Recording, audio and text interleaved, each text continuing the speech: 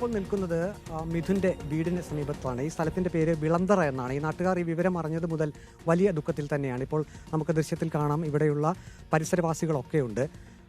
എല്ലാവരെയും സംബന്ധിച്ച് അവർക്ക് വലിയ ബുദ്ധിമുട്ടാണ്. ഇവിടെ നിന്ന് സ്കൂൾ ബസ്സിലാണ് ഇന്ന് രാവിലെ മിഥുൻ പോയത് എന്നാണ് വീട്ടുകാർ പറയുന്നത്. ഇത് പ്രധാനപ്പെട്ട ഒരു പാതയിൽ നിന്നും ചെറിയൊരു വഴിയാണ്, ഒരു ഇടവഴിയാണ്. ഈ ഇടവഴിയിൽ നിന്നും ഞാനിപ്പോൾ നിൽക്കുന്ന ഭാഗത്തു നിന്നും 2 വീടുകൾക്ക് അപ്പുറത്താണ് മിഥുൻ്റെ വീട്. പക്ഷേ നമ്മൾ ആ പരിസരത്തേക്ക് നമ്മൾ പോകുന്നില്ല. ഇപ്പോൾ ഇവിടെ ആളുകളൊക്കെ ഉണ്ട്, ഇവിടുത്തെ നാട്ടുകാരൊക്കെ ഉണ്ട്. ബന്ധുവാണല്ലോ. അച്ഛനും അമ്മയൊക്കെ എന്തെടുക്കുകയാണ് മിഥുൻ്റെ? എനിക്കല്ലേ മിഥുൻ്റെ അച്ഛനും അമ്മയും ഒക്കെ പിന്നെ തള്ള ദൂരെ ജോലിക്ക് പോയിരിക്കുകയാണ്. പിന്നെ അപ്പനാന്നേരി അവനെ മേശരി പണിക്ക് പോവുക, കൂലിപ്പണിയാണ്. വീട്ടിൽ ആരൊക്കെയാണ് ഉള്ളത് മിഥുൻ്റെ? ഇപ്പം അവർ 2 പേരേ ഉള്ളു അവിടെ. ഇവർ 3 പേരേ ഉള്ളു. പിന്നെ അവൻ്റെ തന്നെ തള്ളയുണ്ട് അവിടെ. അവർ വേറെ താമസിക്കുന്നത്. അപ്പോൾ ഇവിടെ താമസം ഇവിടെ അവർ 3 പേരുടെ ഇവിടെ താമസം. എല്ലാവർക്കും ഒരു വലിയ ഷോക്കായി പോയല്ല ഇതറിഞ്ഞപ്പോൾ. പല ആൾക്കാർക്കും. ജനത്തിൻ്റെ ഇടയിൽ കൊച്ചു പയ്യനാണ്, നമുക്ക് ഏറ്റവും കൂടുതൽ അറിയാവുന്ന ഒരാളാണ്. വളരെ ദുഃഖമാണ്. വളരെയേറെ വിഷമത്തിലോടുകൂടി ഞങ്ങൾ ആ സ്കൂളൊക്കെ പോയി കണ്ടിട്ട് വരുന്ന വഴിയാണ്. പക്ഷെ അതിനകത്ത് കണ്ടതിന് ശേഷം നമുക്കതിനകത്ത് മറ്റു മറുപടികളൊന്നും പറയാനൊക്കുന്നില്ല. സംഭവിച്ചതല്ലേ. സ്കൂൾ ബസ് ഇവിടെ വരും അല്ലേ? ഈ വഴിയിൽ വരും. ഇവിടെ ജംഗ്ഷൻ വരും, സ്കൂൾ ആ ജംഗ്ഷനിൽ വരും. അവിടെ ഇവിടുന്ന് കുട്ടികൾ വന്ന് എടുക്കുകയാണ്. നടന്നാണ് പോകുന്നത്. ഇവിടെ നടന്നത്.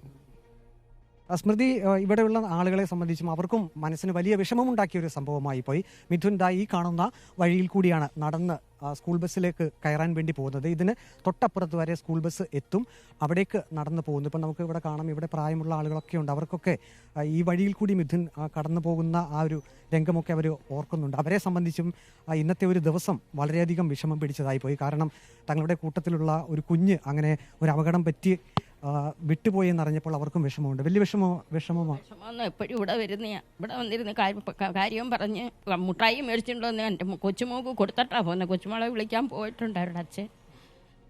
ഞങ്ങളുടെ ഒരു കുഞ്ഞാ വലിച്ചു പറിച്ച് പോയതുപോലെ പോകുന്നത്. അത് അവരുടെ തെറ്റല്ലയോ? അവർ ആ സ്കൂളിൽ ആ ലൈൻ അങ്ങനെ വരച്ച് വാരി ഇട്ടിരുന്നുണ്ടല്ലോ. നമുക്ക് ടി വി കാണാനല്ല കാണിക്കുന്നത്. അവരുടെയും കയ്യിലുണ്ട് തെറ്റ്, ഈ മോൻ്റെയും കയ്യിലുണ്ട് തെറ്റ്. ഭൂരിപക്ഷം തെറ്റും അവരുടെ കയ്യില്ല. ഇല്ലെങ്കിൽ കുഞ്ഞിന് ഈ അപകടം ഇങ്ങനെ ഉണ്ടാകത്തില്ല. നമ്മളെല്ലാം മക്കളെ വളർത്തുന്നില്ല. നേരം വെളുത്ത് രാവിലെ ഒരുക്കി വിട്ടതാ. അവരവരുടെ വീട്ടിൽ 4 അംഗങ്ങളാണ്, 2 മക്കളും 1 അച്ഛനും അമ്മയും. അവരമ്മ എങ്ങാണ്ട് നാട്ടിൽ ജോലിക്ക് പോയതാ. വീടൊക്കെ കിടക്കുന്നുണ്ടോ? നിങ്ങളോ വീട്ടിൽ പോയോ? അവർക്കങ്ങനെ പണവും മുതലും ഒന്നുമില്ല. അവരച്ഛൻ മേശരി പണിക്ക് പോയി. അന്നു പോയി ജോലി ഉണ്ടെങ്കിൽ 1 മാസം 10 ദിവസത്തെ പോലും പണി കാണത്തില്ല. അങ്ങനെ ജീവിക്കുന്ന ഒരു കുഞ്ഞാണ്. രാവിലെയും ഇതുവഴിയാണ് പോയത്, കണ്ടു. അപ്പോൾ അവർ 2-3 ദിവസം കൊണ്ട് അവരുടെ അച്ഛമ്മ താമസിക്കുന്ന ഈ കിഴക്കേ മുക്കിനാണ്.